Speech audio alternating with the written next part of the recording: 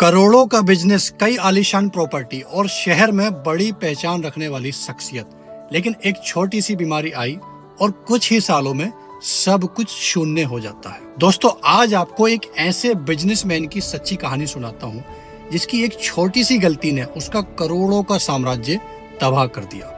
रमेश भाई ने बैंक से लोन ले लेकर एक बहुत बड़ा बिजनेस एम्पायर खड़ा किया और उस बिजनेस के माध्यम से संपत्ति निर्माण भी किया, जैसे दुकानें, मकान, प्लॉट्स वगैरह सब कुछ बना लिया। लेकिन एक कड़वा सच ये था कि उनकी हर एक प्रॉपर्टी के पेपर्स बैंक के पास गिरवी रखे थे। यहाँ तक कि जिस घर में वो रहते थे उसके पेपर भी होम लोन के लिए बैंक में जमा थे। सब कुछ बिल्कुल सही चल रहा था, लेकिन अचानक रमेश भाई को एक बहुत गंभीर बीमारी हो जाती है।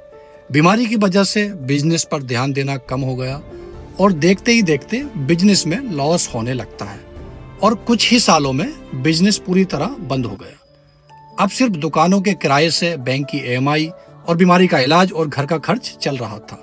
अब यहाँ रमेश भाई ने जिंदगी की सबसे बड़ी गलती ये कर रखी थी कि उन्होंने अपना कोई हेल्थ इंश्योरेंस नहीं करवाया था।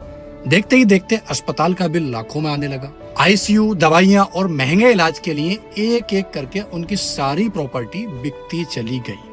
बीमारी ने उनकी बरसों की मेहनत और जमा पूंजी को पूरी तरह साफ कर दिया और आखिरकार सब कुछ गंवाने के बाद एक दिन रमेश जी की डेथ हो जाती है। अब रमेश जी के जाने के बाद परिवार के पास सिर्फ रहने के लिए वो एक मकान ही बचा था, लेकिन उसके पेपर्स भी बैंक में गिरवी थे और सिर पर बैंक की नीलामी का खतरा भी मंडरा रहा था। तभी एक दिन चमत्कार होता है और उनकी पत्नी को उनके जरूरी डॉक्यूमेंट्स फाइल में LIC की एक पॉलिसी का बॉन्ड मिलता है, जो रमेश जी ने सालों पहले किसी एजेंट के कहने पर एक 10 लाख रुपए की छोटी सी लाइफ इंश्योरेंस पॉलिसी ले रखी थी। उनके जाने के बाद परिवार को 10 लाख का डेथ क्लेम मिल जाता है। फिर परिवार तुरंत वो 10 लाख रुपए बैंक में डिपॉजिट करके अपने इकलौते मकान को नीलाम होने से बचा लेता है। मकान तो बच गया, लेकिन अब असली तकलीफ शुरू होती है।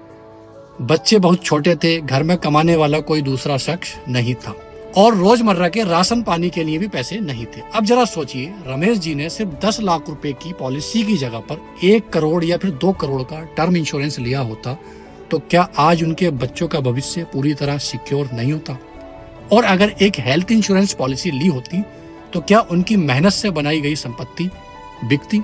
और ये गलती केवल रमेश भाई ने नहीं करी, ये गलती आज भी शायद बहुत सारे लोग कर रहे होंगे। तो भैया, इस स्टोरी को सुनने के बाद एक बार जरूर चेक करिएगा कि आपके पास पर्याप्त हेल्थ इंश्योरेंस या फिर लाइफ इंश्योरेंस पॉलिसी है क्या नहीं। जय हिंद।